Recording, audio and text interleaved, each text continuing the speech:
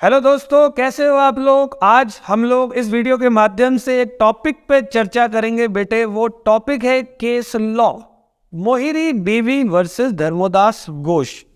इस case law के बारे में डिस्कस करने से पहले मैं आपको कुछ बातें याद दिलाना चाहता हूं। सबसे पहले मैंने आपको इंडियन कॉन्ट्रैक्ट एक्ट का एक सेक्शन पढ़ाया था, सेक्शन नंबर 10। सेक्शन नंबर 10 के अंदर मैंने ये बताया था पॉइंट नंबर 3, जो कि था कैपेसिटी टू कॉन्ट्रैक्ट। उस समय हमने डिस्कस किया कि every person in this world are capable to enter into a valid contract except कौन सा, EXCEPT वाला, मतलब छोड़कर 3 लोगों को, माइनर, अनसाउंड माइंड और पर्सन डिस्क्वालिफाइड बाय लॉ। तो बेटा उसमें मैंने आपको माइनर के बारे में एक बात बताई थी कि माइनर कौन होता है। Minor means a person who has not completed is 18 year of age under Indian, आप लोग ये मत समझना कॉन्ट्रैक्ट एक्ट, नहीं बेटा, इंडियन मेजोरिटी एक्ट 1875 में बता रखा है कि माइनर की एज कितनी होनी चाहिए, 18 साल। 18 साल तक का पर्सन माइनर होता है, उसके बाद मेजर। लेकिन 2 सिचुएशन में माइनर की एज 21 ईयर बताई गई है।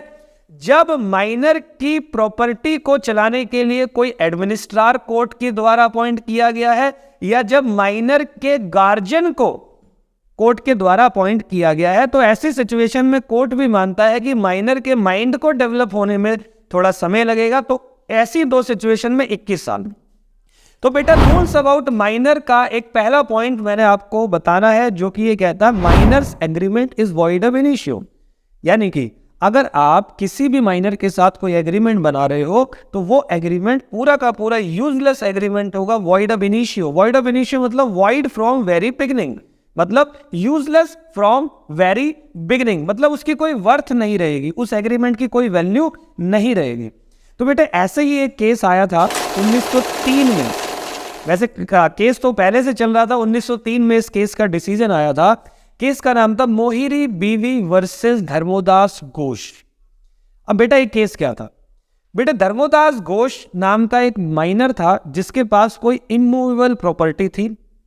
धर्मोदास घोष ने क्या किया, उस इमूवेबल प्रॉपर्टी को गिरवी रखकर, उस इमूवेबल प्रॉपर्टी को गिरवी रखने वो गया एक पर्सन के पास जिसका नाम था ब्रह्मदत्त। तो आप लोग बोलोगे सर केस का नाम तो मोहिरी बीवी वर्सेस धर्मोदास घोष है और आप हमें ब्रह्मदत्त नाम के तीसरे पर्सन की बात कर रहे हो। तो बेटा ब्रह्मदत्त एक मनी लेंडर था जो मोहिरी बीवी का हस्बैंड था।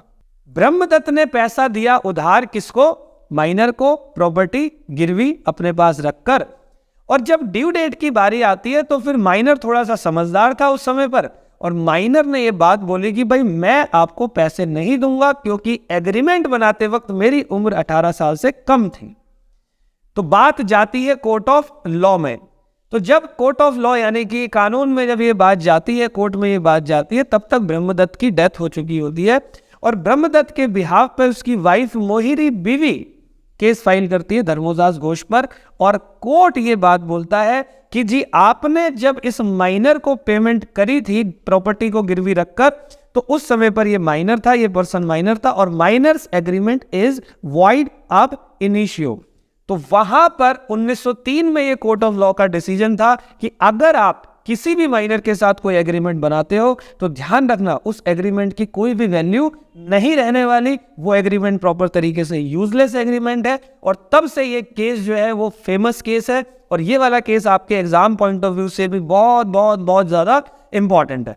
तो बेटा बताएं आपको ये कैसा लगा, ये केस स्टडी और माइनर का जो मैंने आपको टॉपिक बताया। कमेंट सेक्शन में आप जरूर बताएं। बहुत बहुत धन्यवाद, थैंक यू सो मच।